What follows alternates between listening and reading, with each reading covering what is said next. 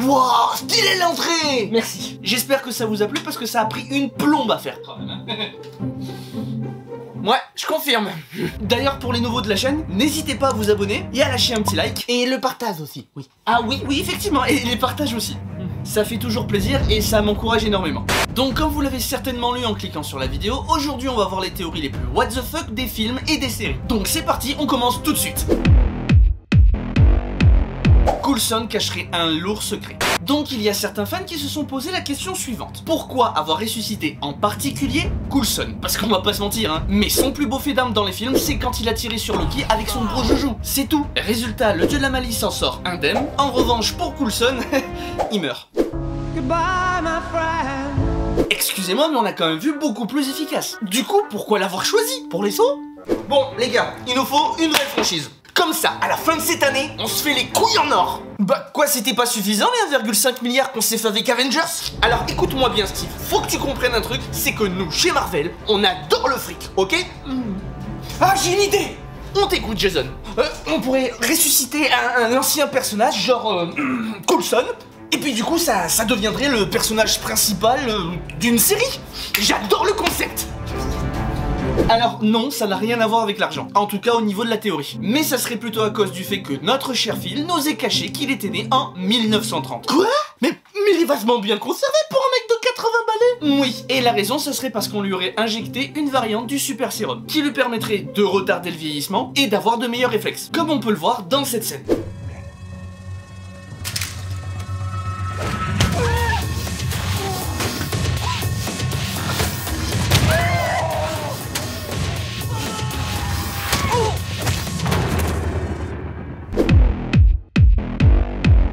Jules dans Pulp Fiction et Nick Fury seraient la même personne. Alors, déjà, ils ont la même gueule tous les deux. Alors ça c'est normal, c'est parce que c'est le même acteur. Ah. Samuel L. Jackson. Mais ça fait pas partie des arguments de la théorie. L'argument, le voilà. La fausse tombe de Nick Fury dans Captain America et le Soldat d'hiver, où l'on y voit l'inscription The Path of the White Man, ou en français, La Marche des Vertueux, qui est le début d'un passage de la Bible, à l'occurrence Ézéchiel 25, verset 17. Le même passage que l'on peut entendre sortir de la bouche de Jules dans Pulp Fiction. La marche des vertueux est semée d'obstacles qui sont les entreprises égoïstes que fait sans fin surgir l'œuvre du malin. Ça veut rien dire. C'est peut-être juste un passage connu de la Bible qui est souvent cité au cinéma. Ça aurait pu être ça, effectivement. Mais si on regarde le véritable extrait dans la Bible, ce n'est absolument pas la même formulation. Puisqu'il est écrit « J'exercerai sur eux de grandes vengeances », etc., etc. Donc le fait d'avoir utilisé la même formulation prouve qu'il y a un lien entre les deux films. Bon, pour ma part, moi je pense plutôt que c'est un clin d'œil, voire un easter egg, qui a été mis dans le film Captain America. Harry ne serait pas un sorcier, mais juste un gamin avec une très grande imagination. Alors pour cette théorie, il n'y a pas masse d'arguments, même il y en a qu'un seul. Laquelle? Bah au début du film, on le voit jouer avec des figurines, ce qui prouverait que notre cher Harry a des prédispositions pour inventer des histoires. Et au vu de sa vie merdique qui passe auprès de son oncle, sa tante et son cousin, on peut comprendre qu'il s'est inventé une vie extraordinaire. Ah, ça y est, potion pour devenir beau gosse. Dis-moi, ça s'arrange pas, toi? Petrificus dans ton anus! Maman, je crois que le binoclard il est bon pour aller chez les fous. Une âme serait enfermée dans la mallette dans le film Pulp Fiction.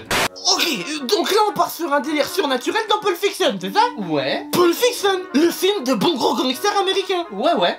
Ok. Et la vidéo s'appelle pas les théories les plus what the fuck pour rien, hein. C'est pas faux. Donc dans le film, on voit Vincent Vega, alias John Travolta, ouvrir une mallette au contenu mystère qui émet une étrange lumière.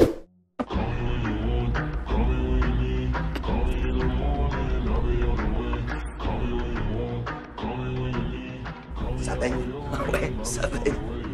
Et à partir de là, certains fans en ont déduit que c'était peut-être l'âme de Marcellus Wallace qu'il y avait à l'intérieur, suite à un pacte avec le diable. L'âme de qui? Marcellus Wallace, le boss de Vincent Vega. Ah ok. Le premier indice pour étayer cette théorie, c'est que le code pour ouvrir la fameuse mallette n'est autre que 666, le chiffre du diable. Deuxième indice, dans la scène où on voit le fameux Marcellus Wallace, on ne voit que l'arrière de sa nuque où on peut observer la présence d'un pansement. Et selon certains mythes, le diable a récupéré l'âme de ses victimes par la nuque. Coïncidence? À vous de juger dans les commentaires. Rick et Morty seraient toujours dans une simulation. Petit rappel pour ceux qui auraient du mal à se situer. Ça se passe pendant l'épisode 4 de la saison 1. Rick et Morty ont été kidnappés par des extraterrestres, puis enfermés dans une simulation qui se trouve dans une autre simulation qui se trouve elle-même dans une autre simulation. Thomas, stop. Je commence à avoir mal à la tête là. Et fais plus de Dafalgan. Bon, si tu veux, c'est comme le délire du rêve imbriqué dans un autre rêve qu'on peut voir dans Inception. Ok, je vois. Même si j'ai dû regarder au moins 5 fois le film pour comprendre. Mais du coup, c'est quoi les arguments pour la théorie? À un moment donné, dans l'épisode, on peut apercevoir pour la toute première fois une race d'extraterrestres qu'on recroisera plus tard tout au long de la série. Et plus particulièrement pendant l'épisode sur Pluton. Et justement, vous présenter à quelques personnes qui sont totalement d'accord avec vous sur ce point. Ah ouais? Rick n'est pas réellement un génie. Ah, attends, quoi? Alors attention, je dis pas non plus que c'est un débile. Quoique, Je suis perdu là. je m'explique, t'inquiète. À la base, Rick est une personne intelligente, voire très intelligente. Mais il aurait trouvé le moyen de booster son intelligence. Comment? Grâce aux graines des méga fruits, qui ont été présentées lors du tout premier épisode de la série. Non. Si! Tu t'es jamais demandé ce qu'il pouvait boire dans sa fiole? Bah, de l'alcool? Non, pas besoin de fiole pour ça. Il boit directement à la bouteille.